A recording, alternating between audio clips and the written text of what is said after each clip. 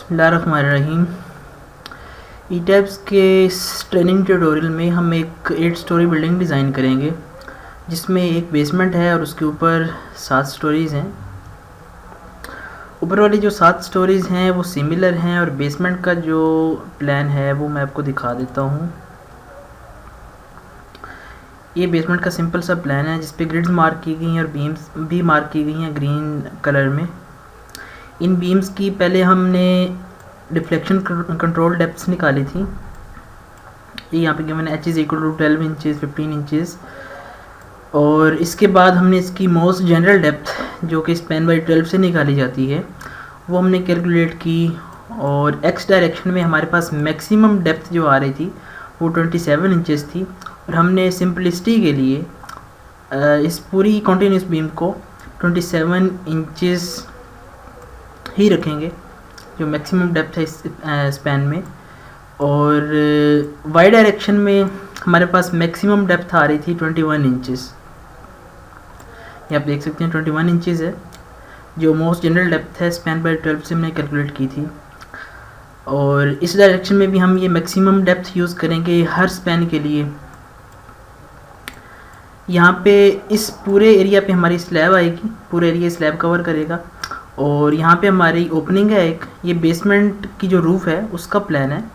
यहाँ पे हमारी ओपनिंग है रैंप के लिए, जहाँ से ग्राउंड फ्लोर से बेसमेंट में रैंप जाएगा for vehicle parking. Fine.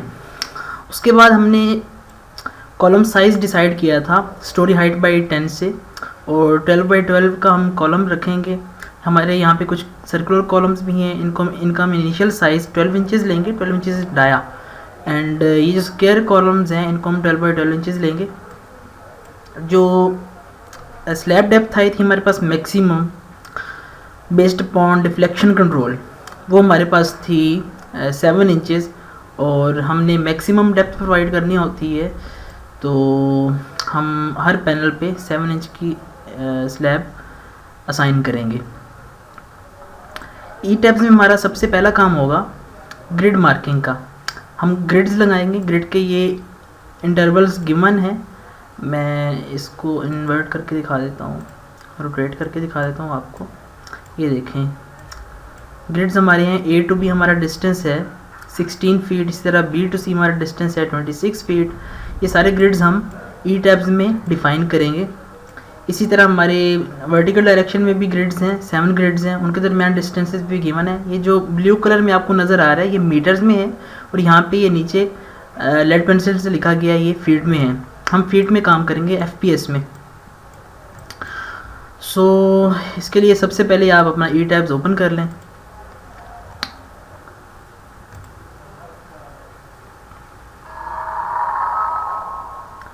E tabs को ओपन करने के बाद विंडो को मैक्सिमाइज़ कर लें और फाइल में जाकर न्यू मॉडल पे क्लिक कर दें।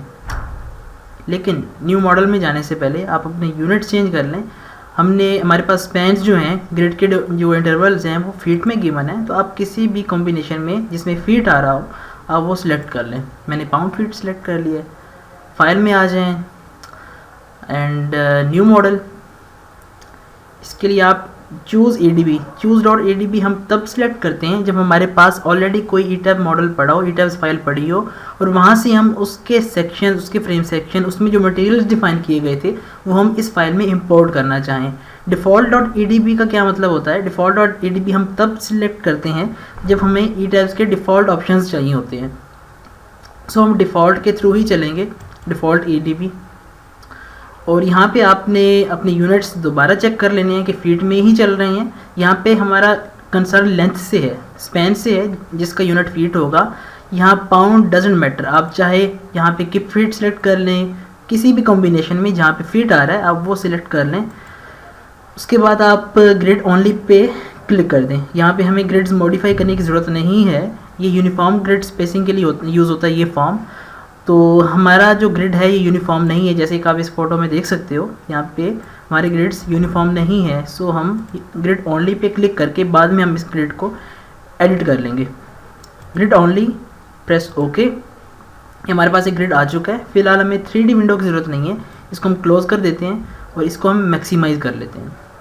इसके बाद आप देख रहे हैं कि हमारे पास एक यूनिफॉर्म ग्रिड है, जबकि हमें अपनी रिक्वायरमेंट के अकॉर्डिंग अपना ग्रिड डिफ़ाइन करने के लिए इस ग्रिड को मॉडिफाई करना पड़ेगा। उसके लिए आप एडिट में आ जाएं, edit grid data, edit grid में आ जाएं और modify show system. Okay, modify show system में आने पे आकर सबसे पहले आप अपने यूनिट्स दोबारा कंफर्म कर लें। फील्ड में है, यहाँ पे आप स्पेसिंग सेलेक्ट करें। ऑर्डिनेट्स का क्या मतलब होता है कि ऑर्डिनेट का मतलब है कि ई टैब्स जो ओरिजिन है इसके रिस्पेक्ट से आगे सारे डिस्टेंसेस लेगा। स्पेसिंग का क्या मतलब है कि ये अपने प्रीवियस पॉइंट से अपने जो point which is under consideration उस तक का डिस्टेंस इंटरमीडिएट डिस्टेंस लेगा। हमारे पास स्पेसिंग्स हैं, ऑर्डिनेट्स नहीं हैं, सो हम स्पेसिंग पे ही क्लिक करेंगे। X grid data, x grid data में हमारे पास क्या आएगा, जो हॉरिजॉन्टल डायरेक्शन में हमारे पास डिस्टेंसेस अवेलेबल हैं वो हमारे एक्स ग्रिड डाटा में आएंगे। ओके, अब देखें ए टू बी हमारा डिस्टेंस है 16 फीट। ठीक है, यहाँ पे हम पुट कर देते हैं, लेकिन उससे पहले आप अपने ग्रिड्स सारे डिफाइन कर लो कि हमें ग्रिड्स चाहिए कितने। एक्स डायरेक्शन में हमें ग्रिड्स चाहिए एच और आई तक, और वाई डायरेक्शन में हमें 7 ग्रिड्स रिक्वायर्ड है।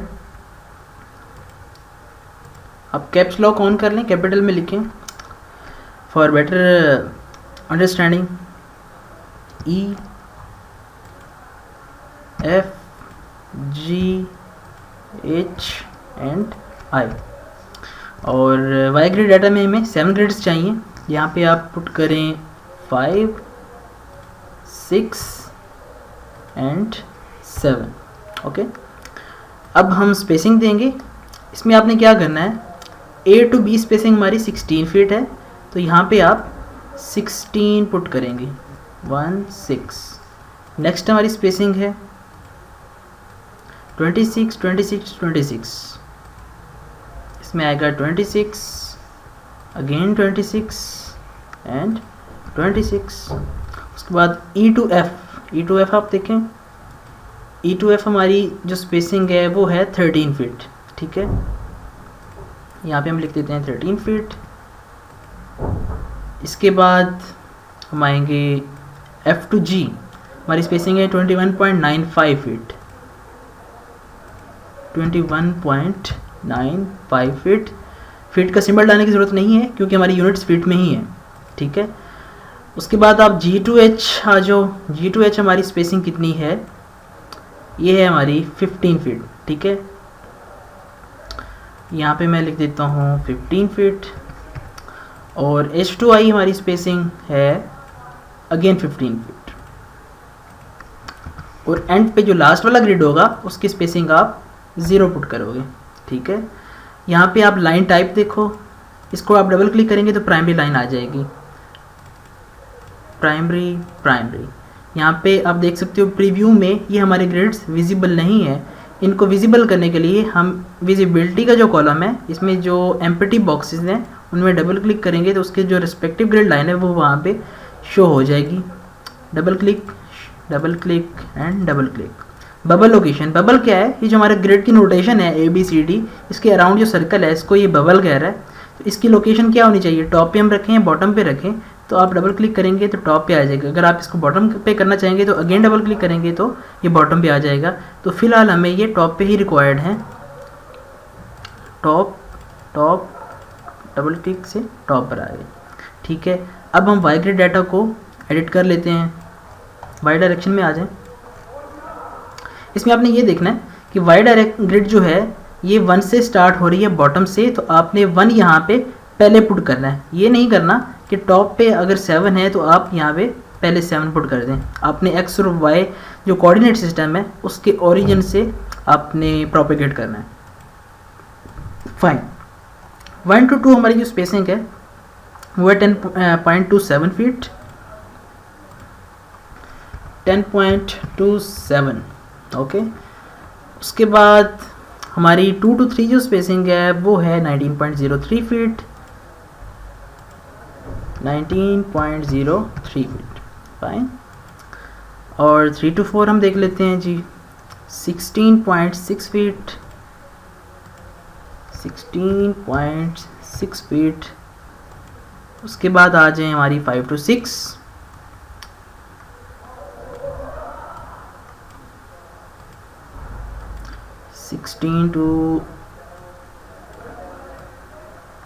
Okay fine. 4 to 5 हमारी है 16.63।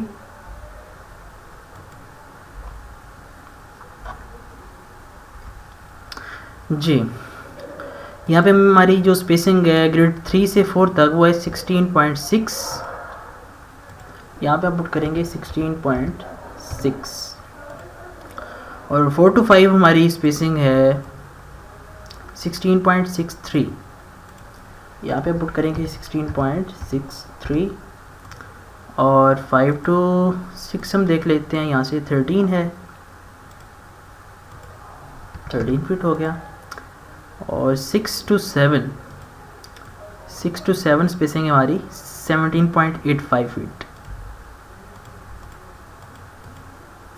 17.85 फीट। और जो लास्ट ग्रिड हमारा होता है उसकी स्पेसिंग 0।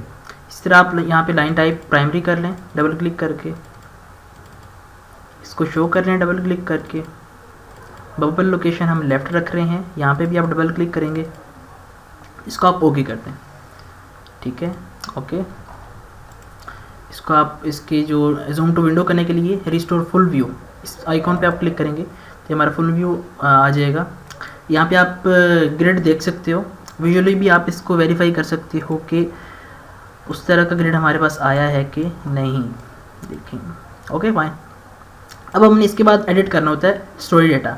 मैंने आपको स्टार्ट में बताया था कि हमारा जो प्रोजेक्ट है ये 8 स्टोरी बिल्डिंग है, तो फिलहाल हम इसकी जो बॉटम स्टोरी है मींस बेसमेंट, हम उसको मॉडल करेंगे, उसको डिज़ाइन करेंगे, फिर अकॉर्डिंगली हम उसको रेप्लिकेट करते जाएंगे और जहाँ जहाँ पे भी हमें एडिटिंग रिक्वायर्ड है हम वहाँ पे इजीली कर सकते हैं, ठीक है। सो पहले आप इसका एलिवेशन व्यू ज़रा ओपन करें। एलिवेशन के ये आइकॉन है, इसके आप क्लिक करके ओके कर दें। यहाँ पे आप देख सकते हैं कि हमारे पास 4 स्टोरीज़ हैं। फ़िलहाल हमें सिर्फ एक स्टोरी चाहिए, मींस बॉटम स्टोरी चाहिए। ये हमारी बेस होगी। ये स्टोरी 1 जो यहाँ पे शो कर रहा है ये हमारा बेसमेंट का फ्लोर होगा, ठीक है।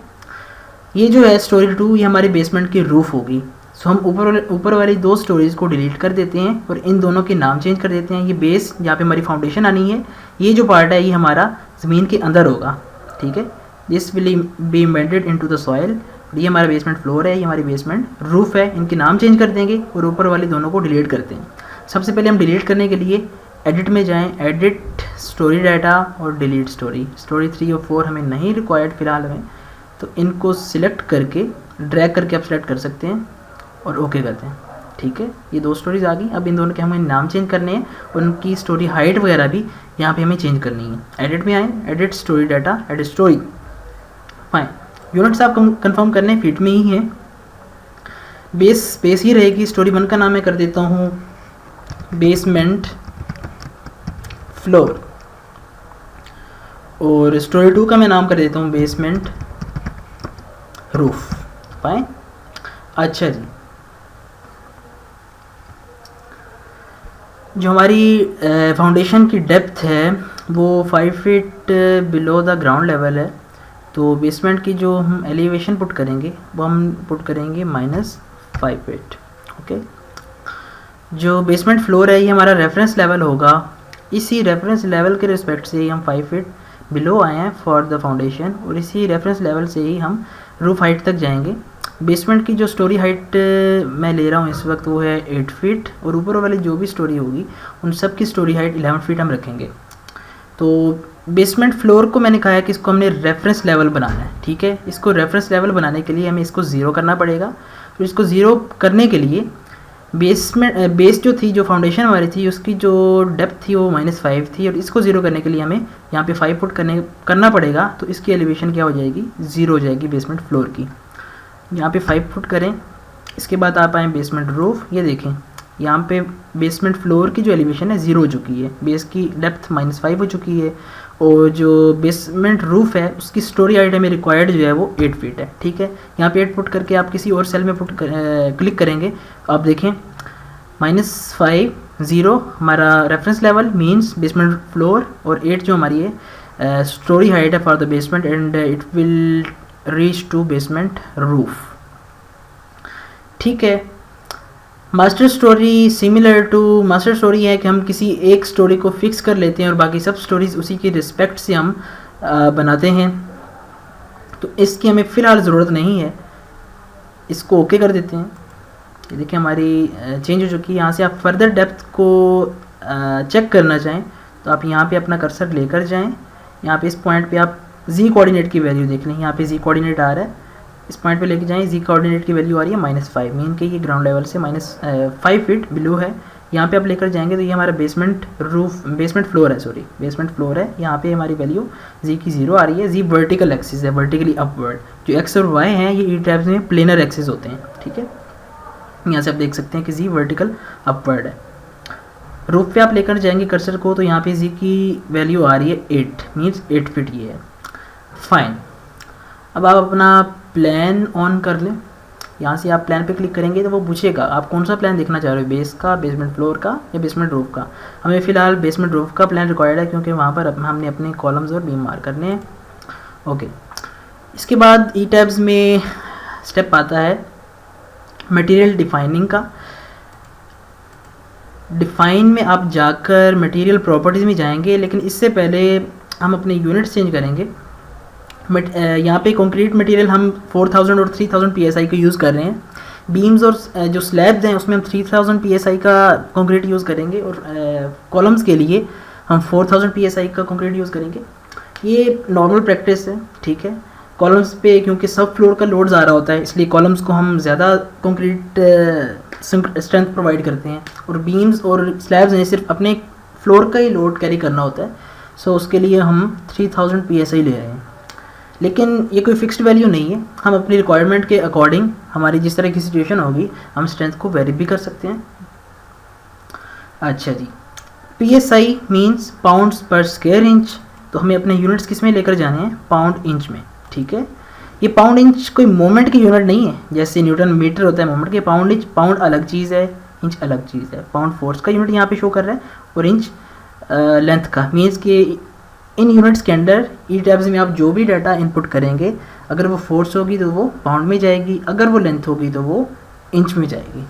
ठीक है, डिफाइन में आकर मटेरियल प्रॉपर्टीज़। ठीक है, मटेरियल प्रॉपर्टीज़ में आप आएँ, यहाँ से पहले से कुछ मटेरियल डिफाइंड हैं, ई टैब्स में ऑलरेडी डिफाइंड होते हैं बाय डिफ़ॉल्ट। सो हमने अपना न्यू मटेरियल ऐड करना है। ऐड न्यू मटेरियल पे क्लिक करें। ठीक है, यहाँ पे हम पहले 3000 psi का कंक्रीट इंट्रोड्यूस करवाते हैं। उसके लिए आप कोई भी मीनिंगफुल नेम रख लें कि आप जब भी उस नाम को देखें तो आपके माइंड में फ़ौरन वो चीज़ क्लिक कर जाए कि ये नाम किस चीज़ का है। ठीक है, लेट्स से कि मैं यहाँ पे रख देता हूँ इसका नाम C3000, mean concrete 3000 psi। Fine, isotropic material और mass per unit volume concrete का फिक्स्ड होता है। ठीक है, अच्छा जी, वेट पर यूनिट वॉल्यूम ये भी फिक्स्ड है। मॉडुलस ऑफ इलास्टिसिटी, कंक्रीट का मॉडुलस ऑफ इलास्टिसिटी कैलकुलेट करने का एक स्पेसिफिक फार्मूला है। FPS यूनिट्स में वो और है और SI में और है। फ़िलहाल हम FPS में काम कर रहे हैं तो हम उसका फार्मूला यूज़ करेंगे। वो फार्मूला है 57,000 under root concrete strength in PSI। 57,000 multiplied by square under root of और square root of concrete strength in PSI। ठीक है, तो 3000 psi के लिए उसकी वैल्यू मैं कैलकुलेट कर रहा हूँ, तो वो आती है हमारे पास 3122018। ओके, और यहाँ पे हमने कंक्रीट 3000 psi का डिफाइन करना है, तो specified concrete compressive strength FC prime जिसका सिंबल है, ये हम पुट करेंगे 3000। फाइन, उसके बाद ये पूछ रहा है कि इस कंक्रीट में हम रिइंफोर्समेंट की स्ट्रेंथ कितनी रखना चाह रहे हैं। Bending reinforcement means longitudinal reinforcement, और शेयर रिइंफोर्समेंट जो उसमें शेयर स्टिरअप्स होती हैं उनका ग्रेड ये पूछ रहा है। यहाँ पे मैं 60 ग्रेड 60 का मींस 60,000 psi या 60 KSI का स्टील में यूज़ करना चाह रहा हूँ। तो यहाँ पे ऑलरेडी 60,000 psi वैल्यू है इन बॉक्सेस में, तो मैं इसको चेंज नहीं करूँगा। Late it B by default and click okay. ये देखिए 3000 psi का हमारे पास कंक्रीट इंट्रोड्यूस हो चुका है। अब मुझे चाहिए 4000 psi का कंक्रीट। ऐड न्यू मटेरियल, ठीक है। आप अब क्लिक करेंगे, यहाँ पे नाम इसका रख लें C 4000। Mass per unit volume let it be as it is. Mass per unit volume को भी चेंज करने की ज़रूरत नहीं है। मॉडुलस ऑफ इलास्टिसिटी आप उसी फार्मूला से कैलकुलेट करेंगे 57,000 under root concrete compressive strength in PSI। यहाँ पे कंक्रीट की कंप्रेसिव स्ट्रेंथ कितनी है 4000, तो हम उस फार्मूला में पुट करके जब इसकी वैल्यू लेते हैं तो वो आती है 3604996। ओके, इसके बाद वो पूछ रहा है कंक्रीट की कंप्रेसिव स्ट्रेंथ। हमने 4000 PSI का कंक्रीट डिफाइन करना है, तो यहाँ पे आ जाएगा 4000। अगेन वो पूछ रहा है कि बेंडिंग इन्फोर्समेंट, जो बेंडिंग को रेजिस्ट करेगी वो उसका ग्रेड कितना होना चाहिए, जो शियर को रेजिस्ट करेगी उसका ग्रेड कितना होना चाहिए। मैं दोनों का ग्रेड चाह रहा हूँ कि 60,000 PSI। अगर इसको ऐसा यूनिट्स में देखें तो 60,000 PSI या ग्रेड 60 या 60 KSI का स्टील 420 मेगापास्कल होता है, ठीक है। लाइट वेट कंक्रीट हम यहाँ पे यूज़ नहीं करें, late it B unchecked. Okay, and आप देख रहे हैं कि हमारे पास C 4000 का एक और मटेरियल डिफाइन हो चुका है। ओके, अब नेक्स्ट स्टेप है हमारा फ्रेम सेक्शन डिफाइन करने का। फ्रेम सेक्शन क्या होते हैं, कॉलम्स और बीम्स को हम फ्रेम सेक्शन कहते हैं। वॉल्स, स्लैब्स, रैंप्स, इन सब को हम कहते हैं एरिया सेक्शंस, ठीक है। हमारे पास जो बीम्स की डायमेंशंस थी यहाँ पे, ये सारी की सारी हमने इंचेस में कैलकुलेट की हैं, तो हम अपने यूनिट्स को किस में चेंज कर लेंगे, इंचेस में। हमारे पास ऑलरेडी इंचेस अवेलेबल है, ठीक है। अब आप जाओगे डिफाइन फ्रेम सेक्शंस। ओके, ये ई टैब में बाय डिफ़ॉल्ट कुछ सेक्शंस डिफाइंड हैं, हम इनको डिलीट कर सकते हैं। और जब आप नेक्स्ट टाइम अपना ई टैब रन करोगे कोई न्यू मॉडल बनाने के लिए, तो ये हमारे जो सेक्शंस हैं ये दोबारा आ जाएंगे। सो डोंट वरी कि हम इनको परमानेंटली डिलीट कर रहे हैं, ये सिर्फ इसी फाइल के लिए ही डिलीट होंगे। डिलीट कर दें। अब आप आएंगे ऐड, हमारे जो हम पहले अपने कॉलम्स को डिफाइन करते हैं, ऐड रेक्टेंगल, ठीक है। अब देख रहे हैं हमारे प्लान में कि हमें रेक्टेंगुलर कॉलम्स भी चाहिए और सर्कुलर कॉलम्स भी चाहिए। सो पहले मैं रेक्टेंगुलर कॉलम्स को डिफाइन करूँगा। इनका भी कोई मीनिंगफुल नेम रख लें जिनसे हम पहचान सकें कि कॉलम कौन सा है, बीम कौन सा है। अगर कॉलम है तो वो रेक्टेंगुलर है या सर्कुलर है, ठीक है। सबसे पहले मैं रेक्टेंगुलर कॉलम को डिफाइन करता हूँ। मैं इसका नाम रख देता हूँ CR 12/12। CR means column rectangular column. Okay, column का मटेरियल पूछ रहा है कौन सा होना चाहिए, 4000 PSI हम डालेंगे कॉलम्स में, ठीक है। सेट मॉडिफायर्स में हम यहाँ पे क्रैक्ड सेक्शन यूज़ कर रहे हैं। क्रैक्ड सेक्शन का क्या मतलब है कि जब भी किसी बीम पे लोड आता है तो उसमें कुछ ना कुछ डिफ्लेक्शन प्रोड्यूस होती है और उसके जो बॉटम फाइबर्स होते हैं कंक्रीट के वो क्रैक हो जाते हैं।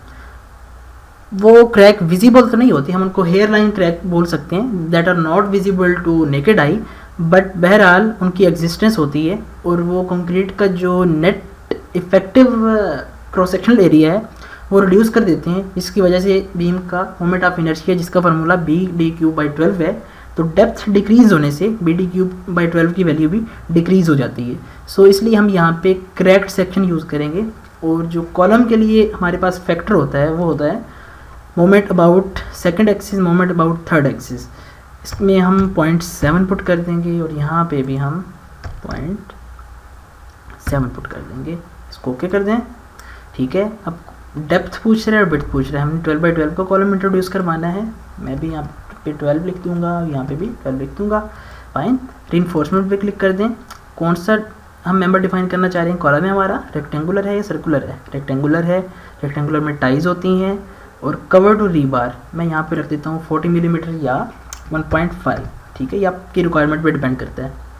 Number of bar in third direction, number of bar in second direction, bar size, corner bar size, ये चारों ऑप्शंस उस वक्त एक्टिव होते हैं जब इन दोनों में से ये वाला ऑप्शन सिलेक्टेड हो, रीइंफोर्समेंट टू बी चेक्ड, ठीक है। रिइंफोर्समेंट टू बी चेक्ड क्या मतलब है? इसका मतलब ये होता है कि हम किसी एग्जिस्टिंग स्ट्रक्चर को एनालाइज करना चाह रहे हैं। फॉर एग्जांपल कि किसी स्ट्रक्चर में कोई टेक्निकल फॉल्ट आ गया है, कहीं भी आग लग गई है, कोई इशू हो गया है, कोई अर्थक्वेक की वजह से डैमेज आ गया है, और हम उस स्ट्रक्चर की एवेल्यूएशन करना चाह रहे हैं कि इधर ये फर्दर कितना लोड कैरी कर सकता है, इसमें कितनी कैपेसिटी है। तो हम उसको एनालाइज करने के लिए उसमें उसकी जो रिइंफोर्समेंट है वो यहाँ पे डिफाइन करते हैं कि हम जिस कॉलम को एनालाइज करने चाह रहे हैं उसमें कितने बार्स हैं, बार का नंबर क्या है। तो ये ऑप्शंस हमारे यहाँ पे काम के नहीं हैं, क्योंकि फ़िलहाल हम अपने स्ट्रक्चर को एनालाइज नहीं कर रहे बल्कि डिज़ाइन कर रहे हैं। सो ये ऑप्शन सिलेक्टेड है, रिइंफोर्समेंट टू बी डिज़ाइन। आप यहाँ पे कोई चेंजिंग करोगे भी तो हमारे किसी भी डिज़ाइन रिजल्ट को अफेक्ट नहीं करेगी, ठीक है। Let it be as it is, इसको ओके कर दें। ये हमारा कॉलम रेक्टेंगुलर एक डिफाइन हो चुका है। ये जो एक एक्स्ट्रा था मटेरियल, इसको भी आप डिलीट कर सकते हैं, सॉरी सेक्शन। अब नेक्स्ट कॉलम हमने इंट्रोड्यूस करवाना है। हम कॉलम्स को 12x12 के इंटरवल्स 2x2 के इंटरवल से लेकर चलेंगे। मिनिमम जो कॉलम की डायमेंशन होती है वो 8x8 इंचज़ होती है। इसको मिनिमम क्यों कहा गया है? क्योंकि अगर इससे कम हम चलेंगे स्टील की कंजेशन हो जाएगी और कंक्रीट जो है वो पूरी तरह कॉम्पैक्ट नहीं हो पाएगा, या जो वाइड्स हैं वो कॉलम में फिल नहीं हो पाएंगे, या कंक्रीट बॉटम तक फ्लो नहीं कर पाएगा। ओके, h/10 जो कॉलम साइजिंग का थंब रूल है उससे हमारा जो मिनिमम कॉलम साइज आया था वो 12x12 है, इसलिए मैंने 12x12 से ही स्टार्ट लिया है। और जो हमारी आर्किटेक्चरल प्लान्स हैं इसमें आर्किटेक्ट ने मेंशन किया हुआ है कि हमारे जो कॉलम साइज है वो मैक्सिमम 24x24 इंचज़ की हो सकते हैं, मीन 2 फीट बाई 2 फीट। सो मैं 12x12 इंचज़ से स्टार्ट लूँगा और 24x24 इंचज़ तक कॉलम डिफाइन करूँगा, ठीक है। लेट्स से कि अगर 24x24 इंचज़ का कॉलम भी फेल हो जाता है तो हम दूसरे ऑप्शंस की तरफ जाते हैं। लेट्स से कि हम कॉलम की कंक्रीट की स्ट्रेंथ बढ़ा देंगे, या उसमें जो ग्रेड यूज़ हुआ है हम स्टील ग्रेड बढ़ा सकते हैं, या हम कंपोजिट मेंबर भी डिज़ाइन कर सकते हैं, ठीक है। नेक्स्ट हमारा सेक्शन होगा CR14 2 के इंटरवल से हमने चल रहे हैं 14x14, ठीक है। सॉरी, यहाँ से हमने पहले करना है ऐड रेक्टेंगुलर CR14x14। मटेरियल हमारा 4000.7, इसको ओके कर दें। और यहाँ पे हम 14 रखेंगे, यहाँ पे हम 14 रखेंगे। Reinforcement column rectangular ties 1.5। Cover क्यों प्रोवाइड करते हैं? एक तो स्टील का कंक्रीट के साथ परमानेंट बॉन्ड बनाने के लिए, ठीक है, और दूसरा उसका पर्पस होता है कि जो स्टील है रिइंफोर्समेंट है उसको इरोजन से बचाने के लिए, वेदरिंग इफेक्ट्स को रिड्यूस करने के लिए। ओके, ठीक है, ये हमारा रेक्टेंगुलर कॉलम भी डिफाइन हो चुका है। नेक्स्ट हमारा होगा, दोबारा आप इस पर क्लिक करें, CR16x16। मटेरियल हमारा C4000.7। इसको मैं कॉपी कर लेता हूँ यहाँ से, यहाँ पे भी 0.7, ओके। 16 inches, 16 inches. रिइंफोर्समेंट यहाँ पे हम 1.5, सारे ऑप्शंस वही हैं। 1.5 इंचेस का cover. Reinforcement to be checked नहीं करना, रिइंफोर्समेंट टू बी डिज़ाइन करना है, okay. Add rectangular CR18x18। Material हमारा C4000, यहाँ पे 0.7, ठीक है। 18 ऑलरेडी है, यहाँ पे भी मैं 18 पुट कर देता हूँ। यहाँ पे आप प्रीव्यू भी देख सकते हैं, स्क्वायर आ रहा है। और कॉलम है हमारा, कवर कितना है 1.5 इंचज़ है, ठीक है। Enforcement to be design, okay okay. Next 2 के इंटरवल से CR20x20। Steel 4000, set modifiers 0.7, okay. 20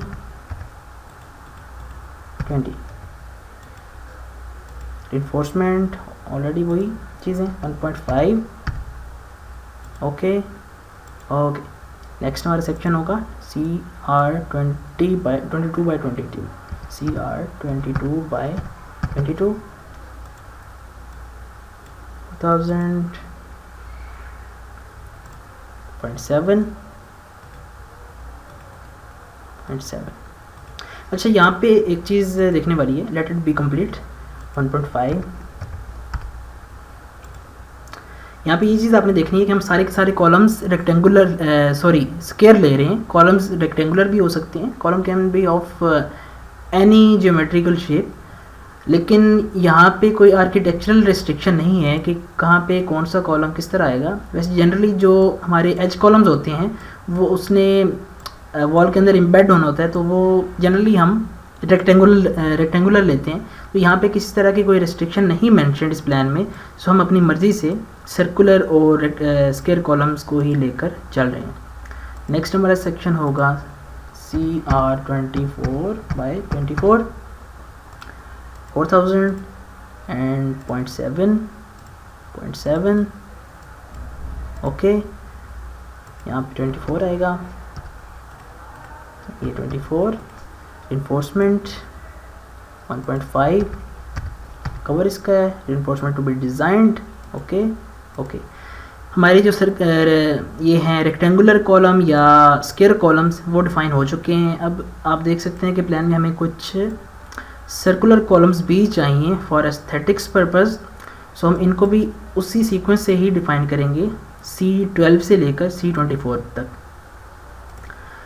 अच्छा जी, ऐड, अब आप रेक्टेंगुलर पे क्लिक नहीं करेंगे, ऐड सर्कल. यहाँ पे हम मीनिंगफुल नाम रख सकते हैं CC का मतलब कॉलम सर्कुलर. 12 इंच डाया का हमने इंट्रोड्यूस करवाना है. 4000 PSI का मटेरियल 0.7. ओके, और डायमीटर 12 इंचेस. रिइंफोर्समेंट, अब हमारा कॉलम है लेकिन क्या है, सर्कुलर है. यहाँ पे हम टाइज यूज़ करना चाह रहे हैं स्पाइरल. टाइज और स्पाइरल बेसिकली शेयर या कन्फाइनमेंट रिइंफोर्समेंट्स की टाइप्स हैं. स्पाइरल में हम एक ही बार को हम स्पाइरल की फॉर्म में अपने कॉलम के अराउंड उसको स्पाइरल की शेप में टाई करते हैं. टाइज में हम अलग अलग स्टिरप्स यूज़ करते हैं, सर्कुलर स्टिरप्स. सो मैं प्रेफर करूँगा टाइज को, because these are easy to be installed. और cover 1.5, reinforcement to be checked. Okay okay, ये हमारा डिफाइन हो चुका है CC12. नेक्स्ट हमारा एड सर्कुलर CC 14 इंचेस 2 के इंटरवल से. Set modifier 0.7. Okay, 14 inches. Reinforcement circular ties 1.5 cover design. Okay, CC 16 4000. Modifiers 0.7, इसको भी 0.7 कर देते हैं. ओके, डाया कितना है इसका, 16 इंचेस. इन्फोर्समेंट टाइज कवर कितना है, 1.5. बाकी सारे ऑप्शंस वैसे ही. Okay, CC 18 4000. Modifiers paste. Okay, reinforcement 1.5 cover है यहाँ पे हमारा. Okay okay, next again CC 20 material 4000. Set modifiers 0.7. Okay, 20. Reinforcement cover हमारा 1.5 inches. Okay okay, add circle CC 22 4000. Set modifiers paste. Okay, reinforcement 1.5. Reinforcement okay, और again okay. Next हमें चाहिए CC 24. ये हमारा लास्ट सेक्शन है. मैंने पहले भी आपको बताया कि 24 पे हम क्यों स्टॉप कर रहे हैं, क्योंकि हमारी आर्किटेक्चरल रिस्ट्रिक्शन है कि 2 फीट के कॉलम से ज़्यादा का कॉलम हम यहाँ पे यूज़ नहीं कर सकते. ठीक है, उसके जो अल्टरनेटिव सॉल्यूशंस हैं वो भी मैं आपको बता चुका हूँ। मटेरियल हमारा जो है C4000 है। Set modifiers 0.7. अच्छा, ये मॉडिफायर्स हमें कहाँ से मिलते हैं? ये आप ACI का कोड है ACI 31808, उसके चैप्टर नंबर 10 से आप इन मॉडिफायर्स को डिटेल्स में रीड कर सकते हैं। ओके, इन्फोर्समेंट पहले हम यहाँ पे इसका डाया चेंज करेंगे 24 इंचेस।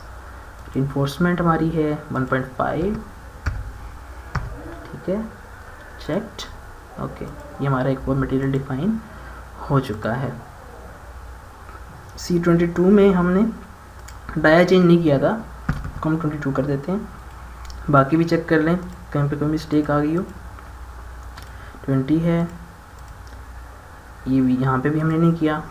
18 है, 16 को चेक कर लेते हैं, it's okay. 14 and 12 it's also okay.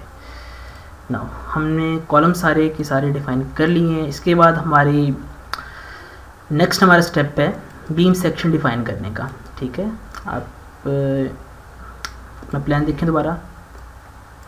X direction में हमारी मैक्सिमम बीम डेप्थ जो है वो आ रही है 27 इंचेस, ठीक है, और वाई डायरेक्शन में हमारी मैक्सिमम डेप्थ आ रही है 21 इंचेस।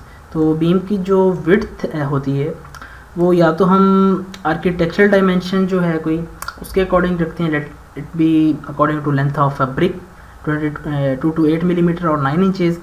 या अगर इस तरह की कोई रिस्ट्रिक्शन नहीं है तो हम बीम की जो विड्थ है वो प्रैक्टिकली हाफ ऑफ डेप्थ लेते हैं। ठीक है, तो इस प्रोजेक्ट में जस्ट सिंपलिसिटी के लिए मैं इसकी हाफ विड्थ ही यूज़ करूँगा। इसकी 27 का हाफ लेट बी 13.5 को मैं ले रहा हूँ 14 इंचेस। ठीक है, इस डायरेक्शन में हमारी जो बीम होगी वो 27/14 इंचेस की होगी, और इस डायरेक्शन में हमारी जो बीम की डेप्थ होगी वो होगी हमारी 21/11 इंचेस। ठीक है, 21/11 इंचेस और 27/14 इंचेस से हम स्टार्ट लेंगे। और बीम की जो डेप्थ होती है वो हमेशा 3 का मल्टीपल होती है। 3 का मल्टीपल या कोई आर्किटेक्चरल डायमेंशन है उसको मैच करना हो तो उसका मल्टीपल होती है। 3 का मल्टीपल का क्या मतलब है कि ब्रिक की जो हाइट है उसके अकॉर्डिंग, क्योंकि कॉलम या बीम हम जहाँ पे भी कंस्ट्रक्ट करते हैं उसके जो साइडों पे वॉल की फिलिंग होती है, and wall is made up of BRICS, और एक ब्रिक की जो हाइट है वो 3 इंचेस होती है। सो इसको हम 3 इंचेस के मल्टीपल में लेंगे ताकि कॉलम और जो ब्रिक्स हैं, ब्रिक वॉल, वो उनकी जो हाइट है, उनका जो लेवल है वो आपस में मैच करे। ठीक है, 27 की हम फर्स्ट सेक्शन डिफाइन करेंगे 27/14। उसके बाद हमारा नेक्स्ट सेक्शन जो होगा वो हमारा होगा 30/15, इसी तरह 33/17, 36/18। ठीक है, इस डायरेक्शन में आगे आ जाएं अगर 21/11, इसी तरह आपका आएगा 21 के बाद 3 का इंटरवल आप ले लें 24/12 आपका आएगा। इसी तरह 24/12 के बाद 27 आपका आएगा 14, जो हमने उधर भी डिफाइन किया था, तो इस डायरेक्शन में दोबारा डिफाइन करने की ज़रूरत नहीं होगी। मैं मैक्सिमम जाऊंगा 36 इंचेस की डेप्थ तक। ठीक है, अगर आर्किटेक्चरली कोई रिस्ट्रिक्शन नहीं है तो हम बीम की डेप्थ कुछ भी रख सकते हैं, लेकिन जो एस्थेटिकली भी एक्सेप्टेबल हो। ठीक है, अगर बहुत ज़्यादा डेप्थ आ रही है तो हम दूसरे ऑप्शन पे गौर करते हैं, हम कंक्रीट की स्ट्रेंथ बढ़ा देते हैं, उसमें जो स्टील यूज़ हो रहा है वो बढ़ा देते हैं, या हम कंपोजिट कंस्ट्रक्शन की तरफ जाते हैं। ठीक है, हम अपने बीम्स के सेक्शन डिफाइन करते हैं। पहले मैं इसको नोट कर लेता हूँ कि हमने कौन कौन से सेक्शंस डिफाइन करने हैं। ठीक है, 21 इंचेस इस तरफ है 21/11 और इस तरफ है 27/11। ठीक है,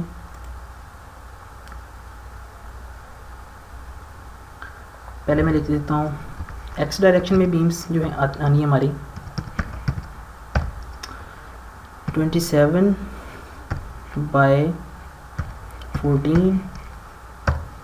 30/15, 33/17, 36/18।